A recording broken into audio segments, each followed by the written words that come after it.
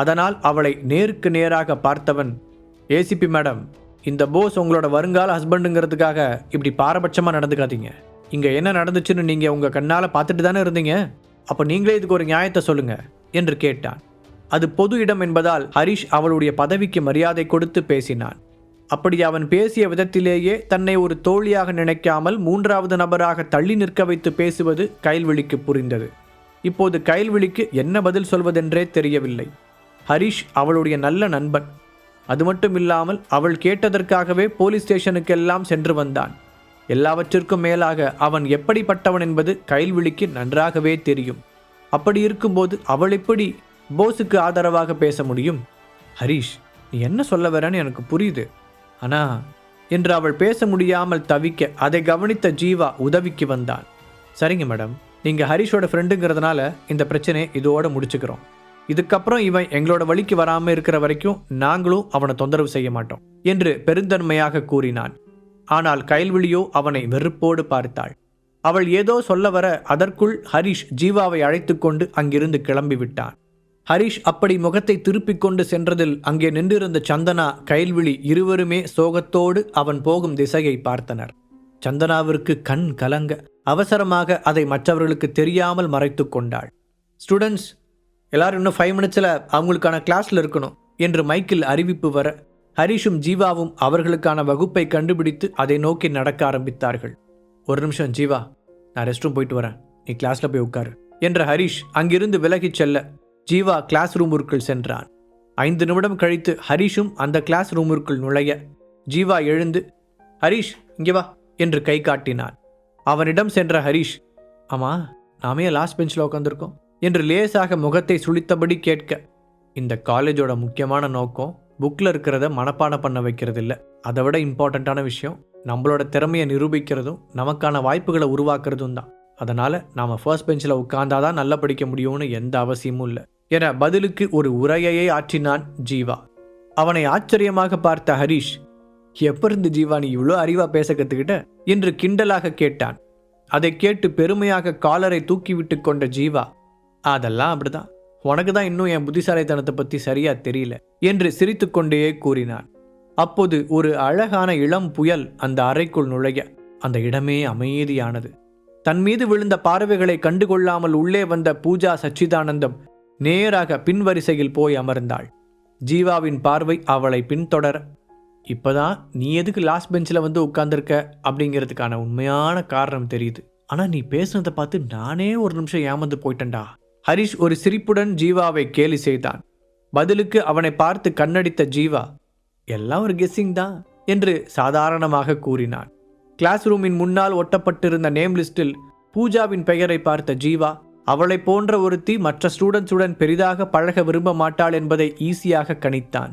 அதனால் அவள் உட்காருவதற்கு கடைசி 2 பெஞ்சுகளில் ஏதாவது ஒன்றைத்தான் தேர்ந்தெடுப்பாள் என்று நினைத்த ஜீவா அவனும் லாஸ்ட் பெஞ்சில் போய் அமர்ந்திருந்தான்.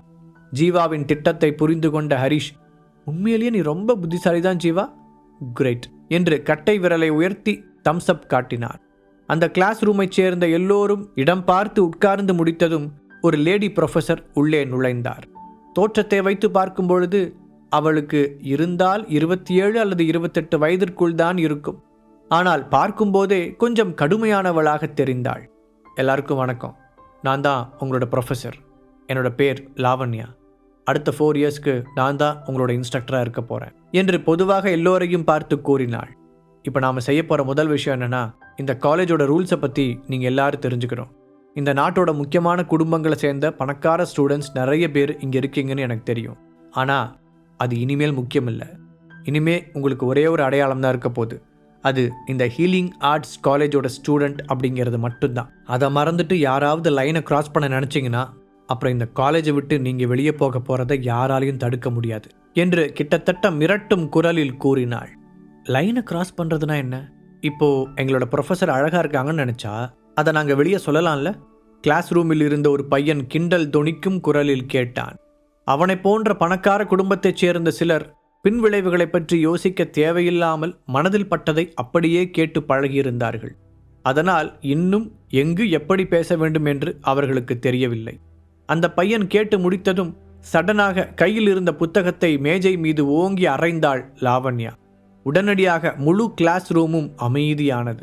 முகத்தை சுளித்தபடி அந்த பையனின் அருகில் சென்ற லாவண்யா, உன் பேர் என்ன என்று கேட்டாள்.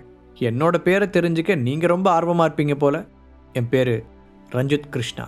அப்புறம் மேம், இந்த வெள்ளிக்கிழமை நைட்டு நீங்கள் ஃப்ரீயாக இருப்பீங்களா என்று கொஞ்சம் கூட பயமே இல்லாமல் அந்த பையன் பேச லாவண்யாவின் முகம் இறுகியது. ஓ, சென்னையில் இருக்கிற செயின் ஹோட்டல்ஸோட வாரிசா?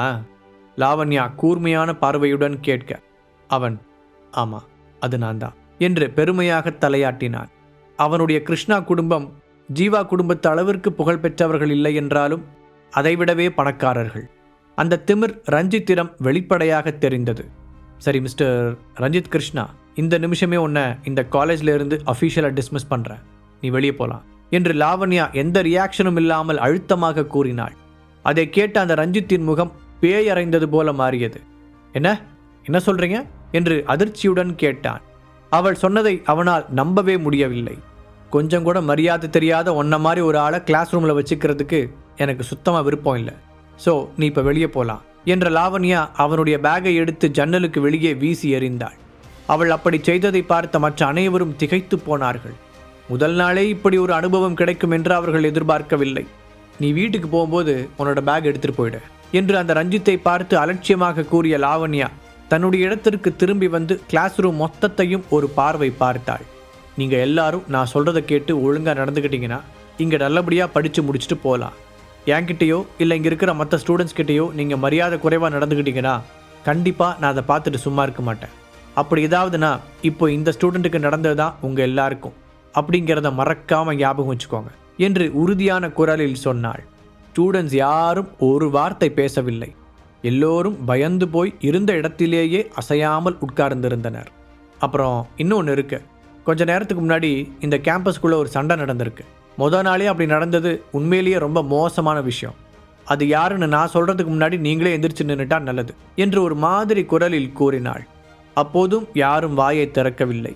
பின் வரிசையில் இருந்த ஹரிஷும் ஜீவாவும் ஒருவரையொருவர் பார்த்து கொண்டனர். பின்பு அவள் சொன்னதற்கும் தங்களுக்கும் சம்பந்தம் இல்லாதது போல சாதாரணமாக முகத்தை வைத்துக்கொண்டு அமைதியாக இருந்தார்கள்.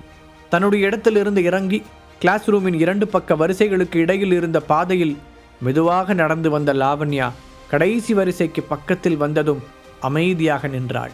ஹரிஷையும் ஜீவாவையும் ஆழமாக உற்று பார்த்தவள், இதுக்கு மேலேயும் உங்களுக்கும் அந்த பிரச்சனைக்கும் சம்பந்தமே இல்லாத மாதிரி நடிக்க போறீங்களா என்று கேட்டாள்.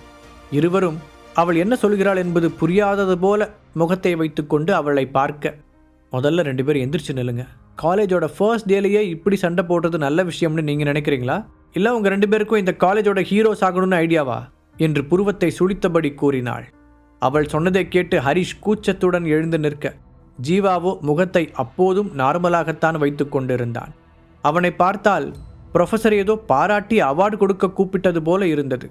அவர்கள் இருவரையும் பார்வையால் அளவெடுப்பது போல பார்த்த லாவண்யா, ஜீவன் பிரபாகரன் குடும்பத்தோட வாரிசு. தாத்தா பிரபாகரன் எதுவுமே இல்லாமல் வெறும் கையோட சென்னைக்கு வந்து இன்னைக்கு இவ்வளோ பெரிய பிஸ்னஸ் சாம்ராஜ்யத்தை சொந்த முயற்சியில் உருவாக்கி வச்சிருக்காரு. ஜீவா தாத்தா கிட்டேருந்து பிஸ்னஸ் பொறுப்பை எடுத்துக்கிட்டு சில வருஷங்கள் ஆச்சு.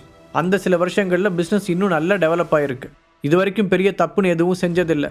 ஆனால் பிஸ்னஸ்க்காக சரி தப்புன்னு பார்க்காம சில விஷயங்களை செஞ்சுருக்காரு. பட் குடும்பத்தோட பேர் கெடுற மாதிரி எங்கேயுமே நடந்துக்கிட்டதில்லை. அதனால தாத்தா கிட்ட நல்ல பேர் என்று பாயிண்டாக ஜீவாவை பற்றிய உண்மைகளை எடுத்து வைத்தாள். இவங்க என்ன சொல்ல ட்ரை பண்ணுறாங்க என்று மனதிற்குள் நினைத்த ஜீவா யோசனையுடன் அவளை பார்த்தான். அவனுடைய குடும்ப விவரங்களை பற்றி அவள் இந்த அளவுக்கு தெரிந்து வைத்திருப்பாள் என்று ஜீவா எதிர்பார்க்கவில்லை. அவன் முகம் அந்த ஆச்சரியத்தை வெளிப்படையாக காட்டியது. இப்போது மெதுவாக ஹரிஷ் பக்கம் திரும்பிய லாவண்யா அவன் மனதை ஊடுருவது போல ஒரு பார்வை பார்க்க ஹரிஷுக்குள் முதல் முறையாக ஒரு பதட்டம் ஓடியது. அவனை பற்றி அவள் என்ன சொல்லப் போகிறாளோ என்று படபடப்புடன் தலைகுனிந்து நின்றான் அவன். எங்கே தான் ராஜேஸ்வரன் ஃபேமிலியைச் சேர்ந்தவன் என்ற உண்மை எல்லோருக்கும் தெரிந்துவிடுமோ என்று அவன் யோசித்தான். அதன் பிறகு எல்லோரும் அவனை பார்க்கும் பார்வையில் வித்தியாசம் வந்துவிடும் என்பதால் ஹரிஷ் அதை விரும்பவில்லை. அவனை ஆழமாக ஒரு பார்வை பார்த்த லாவண்யாவின் முகத்தில் மர்மமான புன்னகை ஒன்று தெரிந்தது. இங்க ஹரிஷ் என்று இழுத்து ஒரு நொடி நிறுத்தியவள், டிகிரி படித்து முடித்ததும் ஏஜே ஃபேமிலியை சேர்ந்த ஒரு பொண்ணை கல்யாணம் பண்ணிக்கிட்டீங்க. கல்யாணம் ஆனதுலேருந்து எந்த வேலைக்கும் போகாமல் சும்மா ஊர் சுற்றிக்கிட்டு இருக்கீங்க. அதனால் அந்த ஃபேமிலிக்குள்ளேயும் உங்களுக்கு மரியாதை இல்லை, வெளியிலையும் நல்ல பேர் இல்லை. ஆனால் இதில் ஒரு விசித்திரமான விஷயம் என்னென்னா, சமீபத்தில் உங்கள் பேரண்ட்ஸை கிராமத்திலேருந்து சென்னைக்கு கூட்டிகிட்டு வந்திருக்கீங்க. அவங்களுக்கு சென்னையோட சென்ட்ரல் பிளேஸில் ஒரு காஸ்ட்லியான வில்லா வாங்கி கொடுத்துருக்கீங்க. அது மட்டும் இல்லாமல் நீங்களும் ஆர்ஜே அப்பார்ட்மெண்ட்டில் சொந்தமாக ஒரு லக்ஸூரியஸ் ஃப்ளாட் வாங்கியிருக்கீங்க. கரெக்டாக? லாவண்யா சொல்லி முடிக்க அவள் சொன்ன கடைசி வரியை கேட்டு மற்ற ஸ்டூடெண்ட்ஸ் சத்தமாக சிரிக்க ஆரம்பித்தார்கள். இத்தனை வருஷம் பொறுப்பே இல்லாமல் இருந்த இந்த ஆளால் இப்போ திடீர்னு இதெல்லாம் எப்படி வாங்க முடியும்? கண்டிப்பாக இது ஒரு ஜோக்காக தான் இருக்கும் என்று அவர்களுக்குள் சொல்லிக்கொண்டு சிரிக்க அதை கேட்டு லாவண்யா எரிச்சல் அடைந்தாள். லாவண்யாவின் அந்த ரியாக்ஷனை பார்த்து ஹரிஷ் ஆச்சரியப்பட்டான். அதே சமயம் அவள் வெளியில் தெரிவதை விட பவர்ஃபுல்லான ஒரு ஆளாக இருக்க வேண்டும் என்றும் ஹரிஷுக்கு சந்தேகமாக இருந்தது. இல்லாவிட்டால் அவ்வளவு ஈஸியாக ரஞ்சித் போன்ற ஒரு பணக்கார ஸ்டூடெண்ட்டை வெளியே அனுப்பி இருக்க முடியாது என்று நினைத்தான் ஹரிஷ். இதில் சிரிக்க என்ன இருக்கு? நான் சொன்னது என்ன உங்களுக்கு அவ்வளோ பெரிய ஜோக் மாதிரி தெரியுதா? எந்த அளவுக்கு முயற்சி செஞ்சிருந்தா ஹரிஷால இந்த மாதிரி ஒரு இடத்த வாங்கியிருக்க முடியும்னு உங்களால் யோசிக்க முடியல? உங்களோட யோசனை எப்பவுமே தப்பான திசையில தான் போகுமா என்று ஒரு தீவிரமான பார்வையுடன் கூறிய லாவண்யா, நீங்கள் எல்லாரும் பெரிய பணக்கார குடும்பத்திலிருந்து வந்திருக்கிறதுனால மட்டுமே ஹரிஷை விட பெரிய ஆள்னு நினச்சிக்க வேண்டாம். என்னை பொறுத்த வரைக்கும் நீங்கள் எல்லாருமே ஒன்று தான். தப்பு செஞ்சா யார் என்னன்னெலாம் பார்க்க மாட்டேன் என்று கடுமையான குரலில் தொடர்ந்து கூற யாருக்கும் அவளை எதிர்த்து பேசும் தைரியம் வரவில்லை. லாவண்யா தனக்காக பேசுவாள் என்று எதிர்பார்க்காத ஹரிஷ் அவளை யோசனையுடன் பார்த்தான். அவள் என்ன நினைக்கிறாள் என்பதை ஹரிஷால் யூகிக்க முடியவில்லை. நீங்கள் எல்லாரும் என்ன யோசிக்கிறீங்கன்னு எனக்கு தெரியும். அந்த அளவுக்கு நீங்கள் ஒன்றும் ஆச்சரியப்பட வேண்டாம். காலேஜுக்கு அப்ளை பண்ண எல்லா ஸ்டூடெண்ட்ஸுக்குமே அவங்களோட பேக்ரவுண்ட் அப்புறம் சோஷியல் மீடியா அக்கௌண்ட்ஸ் எல்லாத்தையுமே கவனமாக சரி பார்த்தோம். அதனால தான் உங்கள் எல்லாரோட டீட்டெயில்ஸும் எனக்கு அத்துப்படி. அதனால் அனாவசியமாக என்கிட்ட வாலாட்டுற வேலையெல்லாம் வச்சுக்காதீங்க. பார்த்து ஒழுங்காக நடந்துக்கோங்க. பொறுமையாக எக்ஸ்பிளைன் செய்தவள் எல்லோரையும் ஒரு எச்சரிக்கை பார்வை பார்த்தாள். அவள் என்ன சொல்ல வருகிறாள் என்பது அவர்களுக்கும் புரிந்தது. பின்னர் ஜீவாவையும் ஹரிஷையும் திரும்பி பார்த்தவள், நீங்கள் 2 பேரும் அப்படி நடந்துக்கிட்டதுக்கு என்ன காரணம்னு எனக்கு தேவையில்லை. உங்களோட பர்சனல் இஷ்யூஸை காலேஜுக்கு கொண்டு வர்றது கண்டிப்பாக சரியில்லை. இதுக்காக நான் உங்களை காலேஜ் விட்டு வெளியே போக சொல்ல மாட்டேன். ஆனால் கண்டிப்பாக உங்களுக்கு ஒரு பனிஷ்மெண்ட் இருக்குது. நீங்கள் இந்த காலேஜ் கிரவுண்டை சுற்றி 50 ரவுண்டு ஓடணும் என்று நிதானமாக கூறினாள். இவங்க என்ன சொல்கிறாங்க? 50 ரவுண்டா? ஜீவாவால் அது முடியுமா? ஹரிஷ் கவலையுடன் யோசித்தான். என்னால் முடியாது. நான் 50 அடி கூட ஓட மாட்டேன் என்று பிடிவாதமாக சொன்ன ஜீவா லாவண்யாவின் அனுமதியை கூட வாங்காமல் உட்கார்ந்தான். நீ என்ன சொன்ன? ஓட முடியாதுனா? லாவண்யா அவர்களை முறைத்தபடி கேட்டாள். அவளுடைய கண்களில் கனல் தெரிந்தது. ஆமாம், நான் கண்டிப்பாக ஓட போகிறதில்ல, ஜீவா தைரியமாக கூறினான். நான் சொன்ன பனிஷ்மெண்ட்டை செய்ய மாட்டேன்னு என்கிட்டே சொல்றியா? லாவண்யாவின் குரலில் இருந்த ஏதோ ஒன்று ஹரிஷை அசைத்து பார்த்தது. கோபத்தில் அவ்வளவு நேரம் கடைபிடித்து வந்த மரியாதையை கைவிட்டிருந்தாள் அவள். முழு கதையையும் கேட்டு மகிழ பாக்கெட் FM ஆப்பை டவுன்லோட் செய்யுங்கள். லிங்க் டிஸ்கிரிப்ஷனில் கொடுக்கப்பட்டுள்ளது.